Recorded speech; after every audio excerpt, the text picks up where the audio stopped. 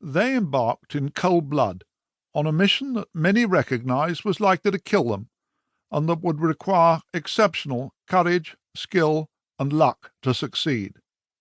They lifted their big, clumsy, but curiously beautiful bombers from the tranquillity of a summer evening in the midst of the Lincolnshire countryside, barely 4 decades after the Wright brothers initiated heavier-than-air flight.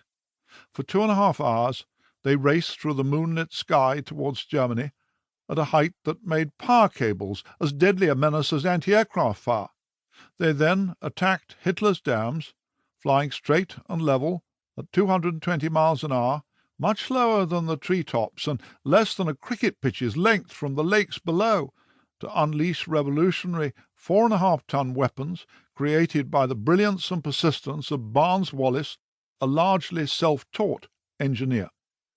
Half of 617 Squadron's aircraft, which got as far as Germany, failed to return, but 2 of the biggest man-made structures in the world collapsed into mud and rubble, releasing hundreds of millions of tons of water upon the Reich. The Allied bomber offensive has become one of the most controversial aspects of the Second World War.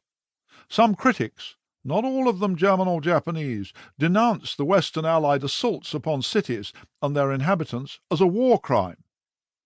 The 1945 firebombing campaign by American B-29 superfortresses killed far more people in Tokyo and other Japanese cities than did the atomic bombs later dropped on Hiroshima and Nagasaki.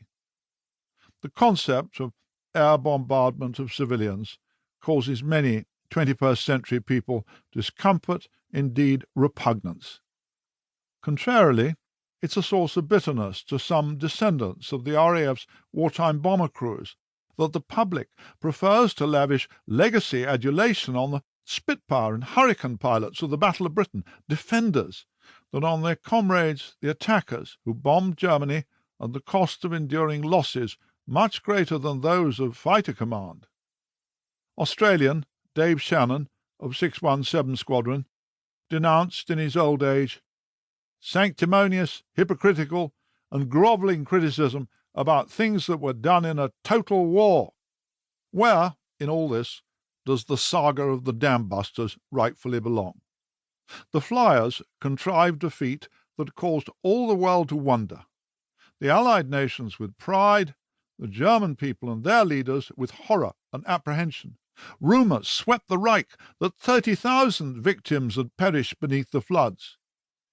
Though the Lancaster crews were drawn from the RAF's Bomber Command, the force that nightly rained fire and destruction on Germany's cities, few, even among its critics, failed to perceive a nobility about the bravery displayed that night. In the spring of 1943, after nearly 4 years of austerity, unpalatable food, family separations, and spasmodic terrors, only lately ameliorated by a thin gruel of successes, the British people were weary. The Dams raid lifted their spirits, revived flagging confidence in their own nation's powers, and has few events since the desert victory at El Alamein 6 months earlier. We shall discuss below its effects on the Nazi war machine, which RAF planners aspired to cripple.